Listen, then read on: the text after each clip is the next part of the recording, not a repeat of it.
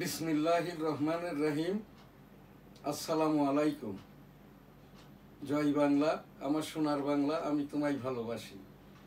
Virtual editor হাফেজ মাওলানা শাহজালাল গোলদার স্টুডিওর বাহির হতে অনুষ্ঠানগুলি এডিটিং এবং পরিচালনা করছে। আজ 28 মার্চ 2025, 1971 সালের এই রকম 28 মার্চ কেমন ছিলাম আমি 1971 সালের রণাঙ্গনের একজন মুক্তিযোদ্ধা এম শাহজাহান আলী গোলদার MFF শ্রেষ্ঠ, রণাঙ্গনের বনগা বেনাপোলের সেক্টর 8, যার 7টি উপসেক্টর ছিল। সেক্টর কমান্ডার মেজর মঞ্জুর রহমান, আমি এম শাহজাহান আলী গোলদার সরাসরি মেজর মঞ্জুর রহমানের কমান্ডে মুক্তিযুদ্ধটা করেছে 265 দিন বেনাপোল রণাঙ্গনে। সেই যুদ্ধ করতে যেয়ে আমার বাম কানটি নষ্ট, এখনো নষ্ট, এখন তো চোখেরও সমস্যা। এই যে ছাত্র জনতা সরকার 2024 এবং নবগঠিত যে রাজনৈতিক দল এনসিপি, এদের প্রতিদিনের প্রতিক্ষণের যে অনুষ্ঠানগুলি আমাদের এখান থেকেই আমরা প্রচার করে আসছি। ছাত্র জনতা সরকারের আজ 7 মাস 23 দিন এবং এনসিপি অর্থাৎ এই যে ন্যাশনাল সিটিজেন্স পার্টির 26তম দিবস। সেই জায়গার থেকে মুক্তিযুদ্ধ 1971 সালের 28 মার্চ কেমন ছিলাম এবং এবারের যে 28 মার্চ, সেই সাথে ছাত্র জনতা সরকারের প্রধান উপদেষ্টা ডক্টর মোহাম্মদ ইউনূস মহোদয়ের যে ভাষণগুলো, ইউটিউব সামাজিক আইন সাংবাদিকতা ICT অ্যাক্ট 2018 বইটির মূল্য 500 টাকা।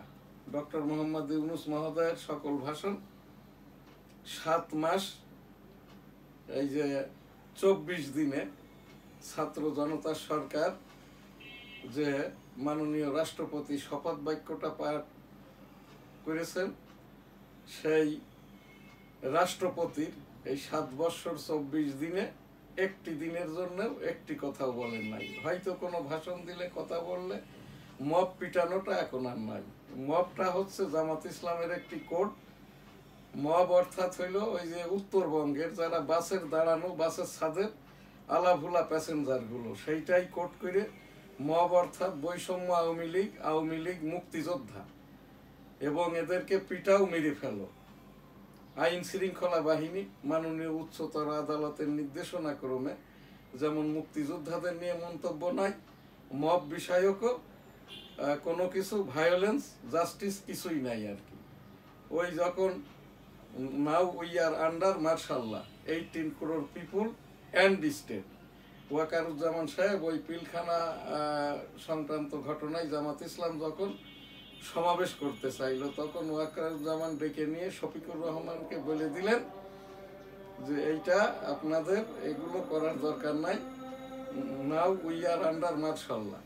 তারপরেও তারা থামছে না। আমি এম শাহজাহান আলী গোলদার এখন সেখানটাই আমার সেই পরিচিতি সহ এখানটাই আমি সংক্ষেপ আকারে তুলে ধরবো। তার আগে দিয়ে হজ উমরা লাব্বাইক আল্লাহুম্মা লাব্বাইক, লাব্বাইক লা শারীকা লাক লাব্বাইক, ইন্নাল হামদা ওয়ান নিয়ামাতা লাকাল মুলক লা শারীকা লাক। রব্বুল আলামিন পাক পরওয়ারদিগার বিশ্বের সকল মানুষকে একবার করে হজ উমরা করার তৌফিক দান করুন, আমিন। আজ 27 রমজান, অর্থাৎ আর সামনে মাত্র 2 বা 3টি রমজান আছে। রব্বুল আলামিন পিছনের রোজাগুলোকে কবুল করে নিন, সামনের রোজাগুলোকে থাকার তৌফিক দান করুন, আমিন। মহানবী মুহাম্মদুর রাসূলুল্লাহ সাল্লাল্লাহু আলাইহি ওয়াসাল্লাম সেই ইসরাইল অর্থাৎ বাইতুল মুকাদ্দাস থেকে মহান রব্বুল আলামিনের ডাকে মেরাজ গমনের পর নামাজের ডিসিপ্লিন এবং আমাদের এই যে রোজা একমাত্র রব্বুল আলামিনের রাজি খুশি করার জন্য। নামাজটা সেই বাবা আদম আলাইসাল্লাম, মা হাওয়া আলাইসাল্লাম, হজরত ইব্রাহিম আলাইসাল্লাম থেকে এই পর্যন্ত চালু ছিল, এবং রোজাটাও ছিল, ডিসিপ্লিনটা ছিল না। মহানবী মোহাম্মদ রাসূলুল্লাহ সাল্লাল্লাহু আলাইহি ওয়াসাল্লাম মিরাজ গমনের পর হতে নামাজের ডিসিপ্লিন, এবং এই যে তারাবির নামাজ, যেটা হজরত উসমান রাদিয়াল্লাহু তাআলা আনহুর খেলাফতকালীন আর কি, এই যে তারাবির নামাজ এবং হাফেজদের মাধ্যম দিয়ে কোরআন সংরক্ষণ, তো সেই রকমটা ভাবে আর কি। এই যে সিরিয়ার গভর্নর যখন ছিলেন মুয়াবিয়া, হজরত উসমান রাদিয়াল্লাহু তাআলা আনহুর সময় যখন তাকে বলা হয় আপনি কি সিরিয়ার গভর্নর থাকবেন মুয়াবিয়া মহোদয়, নাকি সৌদি আরবে ব্যাক করবেন, তখন মুয়াবিয়া সেই দূতকে আর কি কিল করে। অতঃপর তো মুয়াবিয়া পুত্র ইয়াজিদ এই যে ইরাক শাসনকালে আর কি এই যে তাণ্ডব ঘটান, রাসূল সাল্লাল্লাহু আলাইহি ওয়াসাল্লামের নাতিদেরকে খুন করেন ওই যে মুয়াবিয়া পুত্র ইয়াজিদের যে সৈনিক সীমারের মাধ্যম দিয়ে।